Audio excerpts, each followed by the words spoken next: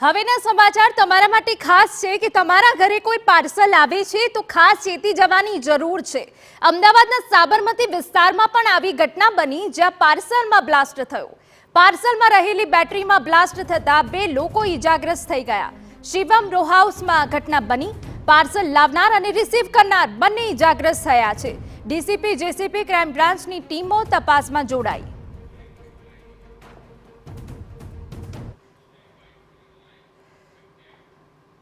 तो आज पार्सल में ब्लास्ट थयो छे तेने लईने अनेक सवालों थई रह्या छे। अमारा संवाददाता हरीन मात्रावाड़िया जोड़ाई गया छे। हरीन, आपनी पासेथी जाणवुं छे के पार्सल आव्युं, ब्लास्ट थयो, परंतु आखरी पार्सल लावनार कोण हता? हाल तो तमाम जे उच्च अधिकारीओ छे घटना स्थळ पर छे। शुं जानकारी छे आपनी पासे?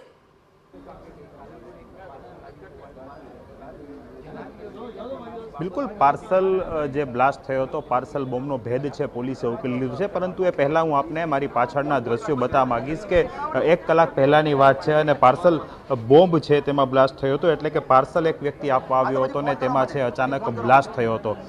ब्लास्टने समाचार मळता ज ATS bomb disposal squad crime branch स्थानिक पोलीस पहोंची हती। जो के पारिवारिक अदावतना कारणे आ ब्लास्ट थयो होવાનું સામે આવ્યું છે। आप दृश्यो जुओ के बलदेवभाई जे छे बलदेवभाईना घरे ब्लास्ट थयो हतो। आ बलदेवभाई गुजरात हाईकोर्ट में नौकरी करे छे। तेमना घरे आ पार्सल छे ते एक व्यक्ति आपवा आव्यो हतो। जो के पार्सल आपनार व्यक्तिमां एक गौरव गढ़वी नामनो व्यक्ति सामेल हतो। तेनी पोलीसे धरपकड़ करी लीधी छे। तेनी पोलीस हवे पूछपरछ शरू करी छे के शा माटे आ जे पार्सल छे ते लईने આવ્યો હતો। परंतु पारिवारिक अदावत छे, पारिवारिक अदावतने कारणे समग्र घटना बनी छे। રૂપેણ બારોટ નામનો જે વ્યક્તિ છે તેમણે આ બ્લાસ્ટ કરાવ્યો હોવાનું છે તે સામે આવી રહ્યું છે। ગૌર ગઢવી છે તે પાર્સલ લઈ આવ્યો હતો, પરંતુ તેને આપનાર રૂપેણ બારોટ છે કે તેના દ્વારા આ બ્લાસ્ટ કરાવ્યો હોવાની માહિતી અત્યારે પોલીસને મળી રહી છે। મહત્વનું છે કે રૂપેણ બારોટ છે તેની પત્ની સાથે છૂટાછેડા થયા હતા અને તે છૂટાછેડા થયા હતા અને તેનું કારણ તે બલદેવભાઈને ગણતો હતો અને તેના જ કારણે વેર રાખી અને જે આ રૂપેણ છે તેના દ્વારા આ બલદેવભાઈના ઘરે છે તે આ પાર્સલ બોમ્બ છે તે મોકલવામાં આવ્યો હતો। પોલીસ હવે એટલી જ તપાસ કરી રહી છે કે જે આ બોમ્બ હતો, જે પાર્સલ બોમ્બ હતો, તેમાં ક્યાં મટીરિયલનો ઉપયોગ કરવામાં આવ્યો હતો, ક્યાંથી બનાવડાવવામાં આવ્યો હતો। ગઈકાલે રાત્રે પણ 2 લોકો અહીં આવ્યા હતા, પરંતુ બલદેવભાઈ છે તેઓ હાજર નહીં હતા। તેને કારણે આ બંને વ્યક્તિઓ ચાલ્યા ગયા હતા। અત્યારે જે છે ઓટો રિક્ષામાં 3 વ્યક્તિઓ આવ્યા હોવાની પ્રાથમિક તપાસ ચાલી રહી છે। પ્રાથમિક માહિતી સામે આવી રહી છે કે 3 વ્યક્તિઓ છે તે આવ્યા હતા। એક વ્યક્તિ પાર્સલ લઈને બલદેવભાઈના ઘર સુધી પહોંચ્યો હતો અને ત્યારબાદ પાછળ રહેલા 2 વ્યક્તિઓ છે તેમણે કદાચ રિમોટથી તેમાં બ્લાસ્ટ કર્યો હશે। બેટરી છે તેમાં બ્લેડો અલગ અલગ જગ્યાઓ પર ભરાવેલી હતી, એટલે કે અલગ અલગ મટીરિયલ્સ છે તે અંદર રાખવામાં આવ્યું હતું હોઈ શકે છે અને તેના કારણે આ બ્લાસ્ટ છે તે કરવામાં આવ્યો હોવાનું પ્રાથમિક અનુમાન છે અત્યારે પોલીસ લગાવી રહી છે। પરંતુ જ્યારે રૂપેણ બારોટ છે તે પકડાશે ત્યારબાદ સમગ્ર હકીકત છે તે ખ્યાલ આવશે કે ખરેખર શું વાત થઈ છે અને કઈ રીતે આ બોમ્બ છે તે બનાવવામાં આવ્યો છે। પરંતુ મહત્વનું છે કે ખૂબ જે સવારના ઘટના બની અને તેને કારણે આસપાસના તમામ વિસ્તારો છે તેના લોકો પણ એકત્ર થઈ ગયા હતા। આપણી સાથે નીરજ કુમાર બળગુજર સાહેબ છે। સર, કઈ પ્રમાણે ઘટના બની ને અત્યારે શું અપડેટ? આજે સવારે 10:45ની આજુબાજુ શિવમ રો હાઉસ છે સાબરમતી પોલીસ સ્ટેશન ખાતે, એમાં જે બલદેવભાઈ સુખડિયા ભોગ બનનાર છે એના પાસે જે આરોપી છે ગૌરવભાઈ નિરંજનભાઈ ગઢવી એ પાર્સલ લઈને આવ્યા અને એ જ્યારે નીકળ્યા તો એમાંથી પાર્સલમાંથી ધુમાડો નીકળ્યા હતા અને પછી એમાં એક બ્લાસ્ટ થયું હતું જેમાં કિરીટભાઈ છે એને નાની મોટી ઈજા થયેલ હતી।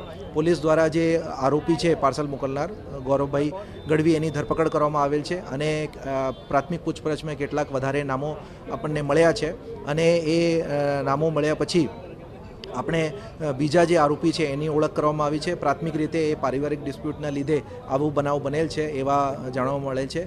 અત્યારે એફએસએલની અને બીડીડીએસની ટીમો અને ક્રાઇમ બ્રાન્ચ બીજી ટીમો અત્યારે હાજર છે અને પોલીસ દ્વારા ગુનો નોંધીને તમામ આરોપીની ધરપકડ કરવામાં આવશે। સર, આ પાર્સલ બોમ્બ છે કઈ રીતે મટીરિયલ ભેગું કર્યું હતું, ક્યાંથી બનાવ્યું હતું, એવા કઈ પ્રાથમિક માહિતી સામે આવી? જી, અત્યારે જે એફએસએલના જે ટીમો છે એ સેમ્પલ લઈ રહી છે અને એનાથી એને અભિપ્રાય મળશે અને જે મુખ્ય આરોપી છે એને પકડવા માટે ટીમો અત્યારે ચાલુ છે અને જ્યારે મળશે તો વધારે પૂછપરછમાં વિગતો બહાર આવશે। શું પ્રાથમિક કારણ, શું પારિવારિક ઇસ્યુ હતા, એવું કંઈ જાણવા મળ્યું છે? એ અત્યારે એને જે પાર્સલ મોકલનાર છે એને પૂછપરછમાં અને જે બીજાને મોકલ્યું છે એના નામ આવ્યા છે અને જે ભોગ બનનાર છે એના દ્વારા જે અગાઉ એને ધમકી મળેલ હતી એના નામો આપવામાં આવ્યા છે અને એવી રીતે આપણે પ્રાથમિક રીતે એ જાણવા મળે છે કે એમાં પારિવારિક ડિસ્પ્યુટ કારણ છે. ધરપકડ કરી છે વ્યક્તિ કોણ છે, એનું બેકગ્રાઉન્ડ શું?